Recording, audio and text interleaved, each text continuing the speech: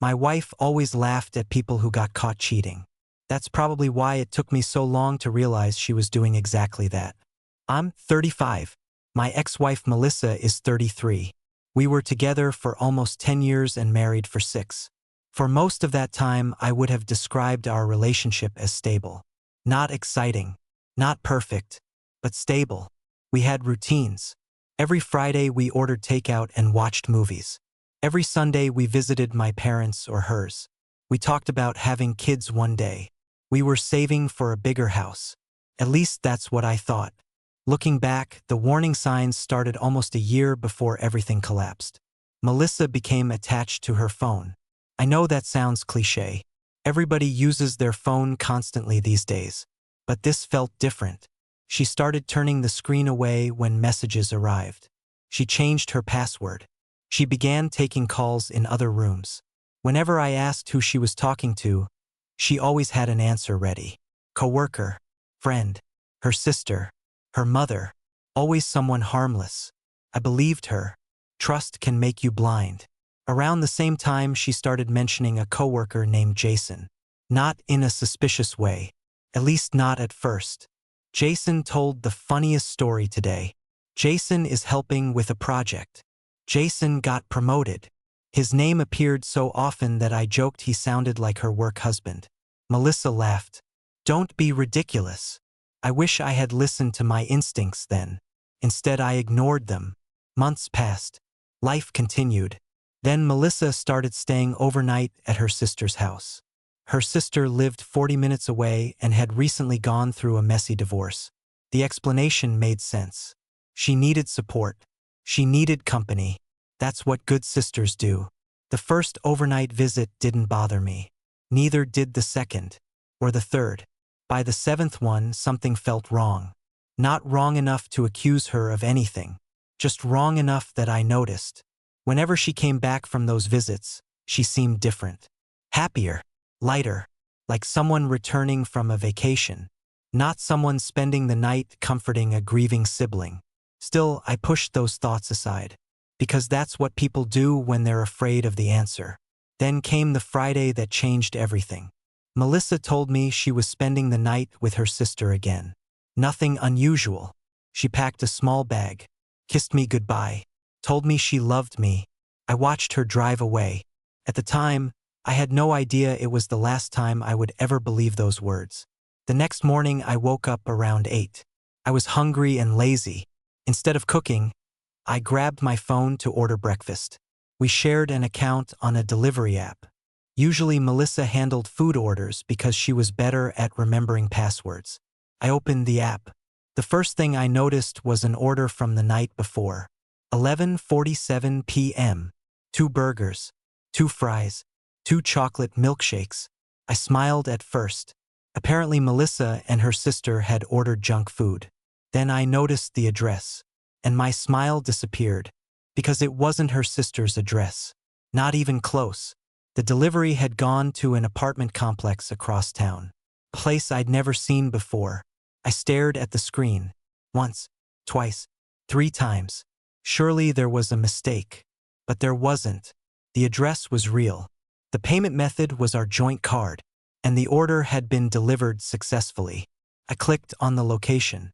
My stomach tightened. Something felt wrong. Terribly wrong. I called Melissa. She answered quickly. Almost too quickly. Hey babe. Morning. We talked for a few seconds. Then I casually asked how her sister was doing. Better, she said immediately. No hesitation. No pause. Then I mentioned the delivery order. Everything changed. The silence on the other end lasted only 3 seconds. But it felt much longer. And in that moment, before she even spoke, I knew. Because innocent people react with confusion. Guilty people react with fear. And Melissa sounded terrified. The silence on the other end lasted only 3 seconds. But it felt much longer. And in that moment, before she even spoke, I knew. Because innocent people react with confusion. Guilty people react with fear. And Melissa sounded terrified. Why are you looking at the app? She finally asked. Not, what order? Not, what address? Not, I don't know what you're talking about. Just, why are you looking at the app? I felt a knot form in my stomach. I'm ordering breakfast, I said. Another pause. Then she laughed nervously. Oh, that, that, as if there was a perfectly normal explanation. It's my friend's apartment. What friend? Just a friend from work. What were you doing there at midnight if you were staying with your sister? The silence returned. Then came the first lie. We stopped by after dinner. The second lie arrived 10 seconds later. There were several people there. The third came after that. We were just hanging out. Every answer sounded weaker than the last. By the time we hung up, I knew something was wrong. I just didn't know how wrong. The rest of the day felt endless. Melissa came home around 4 in the afternoon.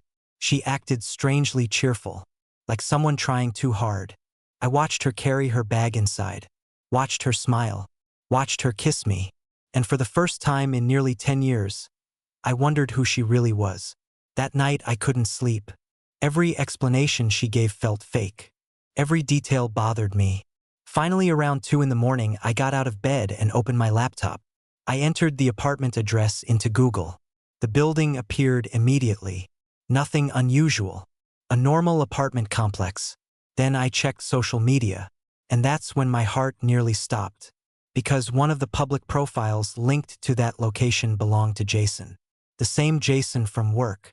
The same Jason whose name I'd heard hundreds of times. The same Jason who was supposedly just a coworker. Suddenly everything looked different. Every conversation. Every late night at the office. Every story about work. Every overnight visit to her sister. I barely slept at all. The next morning Melissa left for the gym. The moment her car disappeared, I picked up her tablet. Years earlier she'd linked it to her phone for convenience. Apparently she'd forgotten. Messages weren't visible, but notifications were. And there were dozens of them. Most had been cleared. Some remained. One notification caught my attention immediately. "Miss you already." From Jason. My hands started shaking. I clicked. Nothing opened. The conversation had already been deleted. But the notification remained. Proof. Tiny. Incomplete. But proof. I sat there staring at the screen. Part of me still wanted another explanation. Maybe I was misunderstanding. Maybe there was context. Maybe, no, deep down I knew. Normal coworkers don't send messages like that. The next week became the worst week of my life. I didn't confront her. Not yet. Instead I watched. I paid attention. For the first time I noticed how often she smiled at her phone. How quickly she turned the screen away. How protective she became whenever it buzzed. Then Wednesday arrived. And everything escalated. Melissa told me she was working late. A major deadline. An important meeting. She wouldn't be home until after 9. I nodded. Told her to be careful driving. Then I left work early. And followed her. I hated myself for doing it. But I needed answers. At 5 o'clock Melissa left her office building. At 5:10 she pulled into a coffee shop parking lot. And Jason was already there. I watched from across the street. Watched them hug. Not a coworker hug. Not a friendly hug. The kind of hug two people share when they've been waiting all day to see each other. My stomach dropped. Then they kissed. Right there in the parking lot. Like they weren't afraid of being seen. Like they had done it 100 times before. Because they probably had. I remember gripping the steering wheel so hard my hands hurt. Everything became crystal clear. The sleepovers. The lies. The address. The delivery order. Jason. All of it. My marriage wasn't falling apart. It had already fallen apart. I was simply the last person to realize it. I followed them from a distance. They drove to the same apartment complex. The same address from the food delivery app. The same apartment. The same place she'd lied about. And then they disappeared inside. Together.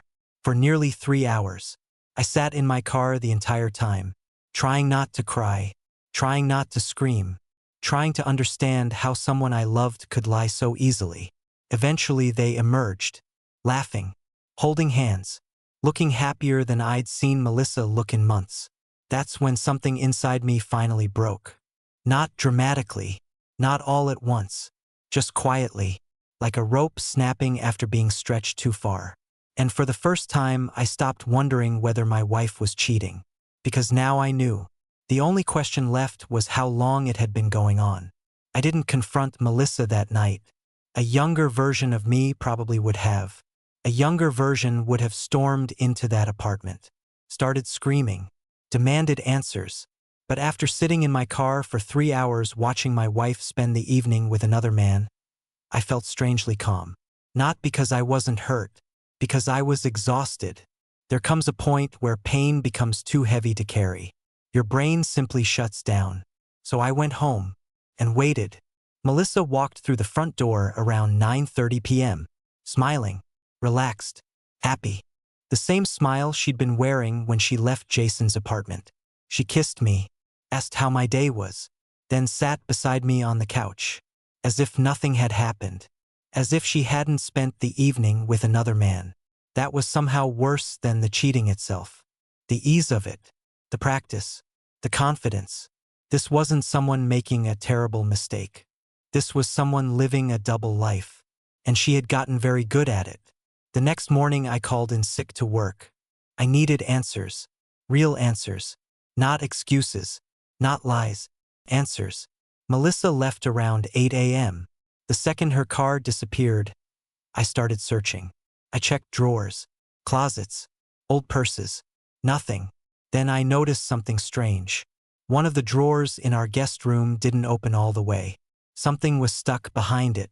My heart started pounding. I pulled harder. The drawer slid free, and there it was, a second phone, a cheap prepaid phone, hidden behind the drawer. For several seconds I simply stared at it, because no innocent explanation exists for a secret phone.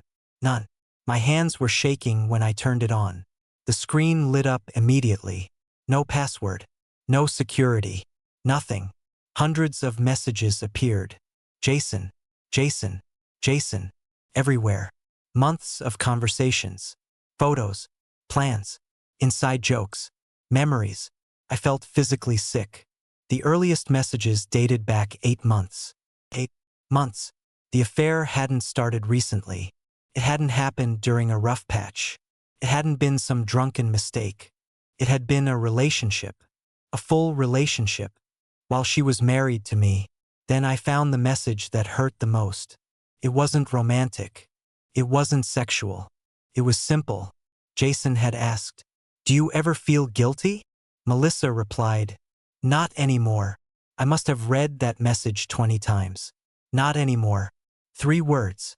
3 words that destroyed 10 years of memories. Because they meant she had crossed a line long ago. A line so far behind her that guilt wasn't even part of the equation anymore. She had adjusted, adapted, moved on emotionally, while I was still fighting for our marriage. Then I discovered something even worse. Jason wasn't the only person who knew. Several coworkers knew. Some mutual friends knew. One of Melissa's closest friends had known for months. The messages proved it. People had covered for her. People I'd shared meals with. People who smiled at me. People who shook my hand. The humiliation was overwhelming. I spent hours reading. Every message hurt.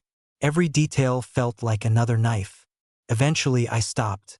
I couldn't take any more. That evening Melissa came home. She immediately knew something was wrong. Maybe it was my face. Maybe it was the silence. Maybe guilt has its own radar. "What's wrong?" she asked. I placed the prepaid phone on the kitchen table. The color drained from her face instantly. Neither of us spoke. For nearly 10 seconds. Then she sat down. Slowly, like her legs no longer worked. "How long?" I asked. Her eyes filled with tears. I repeated myself. "How long?" She looked at the phone, then at me, then at the floor. Finally she whispered, 8 months. The room felt completely silent. No television, no traffic, no sound at all. Just that number. 8 months. 8 months of lies. 8 months of manipulation. 8 months of pretending. I expected anger. I expected shouting. Instead I felt empty. Completely empty. Then she started crying. The words poured out. Excuses, regrets, confessions. She claimed she never meant to hurt me, claimed she still loved me, claimed she was confused, claimed she didn't know how to end it. I listened. Then I asked one question, the only question that mattered. If I hadn't found that delivery receipt, would you have told me? Silence. Terrible silence. And in that silence I found my answer. Because she couldn't say yes. And we both knew why. The truth was simple. She wasn't sorry she cheated. She was sorry she got caught. And that realization ended my marriage long before the divorce papers ever arrived. The next few weeks passed in a blur. Melissa moved into Jason's apartment almost immediately. That part hurt more than I expected. Not because I wanted her back. Because it confirmed what I already suspected. She hadn't been deciding between us. She had already chosen him months ago. The divorce process started shortly after. Friends picked sides. Some disappeared completely. A few people surprised me. One of Melissa's friends actually called to apologize. She admitted she'd known about the affair. Not from the beginning, but long enough. Why didn't you tell me? I asked. She started crying. I thought she'd eventually do the right thing. The right thing. Funny how everyone waits for someone else to do the right thing. Meanwhile, the person being betrayed remains completely in the dark. The divorce was finalized 6 months later. Melissa seemed relieved, at least at first. She looked happy in photos, happy with Jason, happy in their apartment, happy in the life she'd chosen. People kept sending me updates. First I hated it, then I stopped caring, because something unexpected happened. Life got better, not immediately, not dramatically, but slowly. I started going to the gym, started sleeping again, started laughing again. The constant anxiety disappeared. I didn't realize how much stress I'd been carrying until it was gone. One evening my sister said something that stuck with me. You seem happier now. First I thought she was crazy. My marriage had collapsed. My future had changed. How could I be happier? Then I realized she was right. I wasn't happy about losing my wife. I was happy about no longer living with lies. There's a difference. About a year after the divorce, I received a message from an unknown number. It was Melissa, the first contact we'd had in months. The message was simple. Can we talk? I ignored it. Then she sent another. Please. Against my better judgment, I agreed to meet her.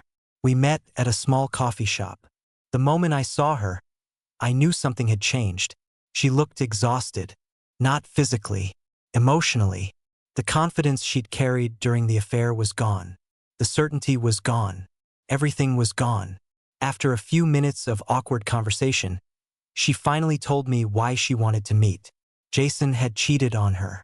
Not once, multiple times. With multiple women. I almost laughed. Not because it was funny, because it was absurd. She had destroyed our marriage for a man who couldn't remain faithful for a single year. Apparently she'd discovered messages, photos, receipts, the exact same way I had. The irony was unbelievable. Then she started crying. Real crying. The kind that comes from genuine regret. Not embarrassment. Not being caught. Actual regret. I made the biggest mistake of my life, she said. I sat quietly, listening. For nearly an hour she talked. About losing me. Losing our future. Losing the life we built. About realizing that excitement isn't the same thing as love. About understanding consequences too late. Finally she asked the question I knew was coming. Do you think we could ever start over? For a moment I just looked at her. This woman had once been my entire world. My best friend. My future. The person I trusted more than anyone. Now she felt like a stranger. Not because I hated her. Because too much had happened. Some things don't break. They shatter. And shattered things don't return to what they were. I shook my head. No. She cried harder. But for the first time, I didn't feel responsible for fixing it. That chapter of my life was over. When we left the coffee shop, she hugged me. Then she walked away, and I never saw her again. A few months later, I met someone. Her name was Rachel. There was no drama, no games, No secrets. No second phone hidden behind a drawer. Just honesty. And after everything I'd been through, honesty felt extraordinary. Sometimes people ask if I regret finding out. If I regret opening that food delivery app. If I regret seeing the truth. The answer is always the same. No, because the delivery order didn't destroy my marriage. The affair did. The receipt simply exposed it. In a strange way, those 2 burgers saved me. Without them, I might still be living a lie. Still trusting someone who had already stopped choosing me. Still building a future that never really existed. The last thing Melissa ever said to me was, "I wish I could go back and change everything." Maybe she meant it. Maybe she didn't. Either way, it no longer mattered. Because while she was wishing for the past, I was finally looking forward to the future. And honestly, that was the best ending I could have hoped for.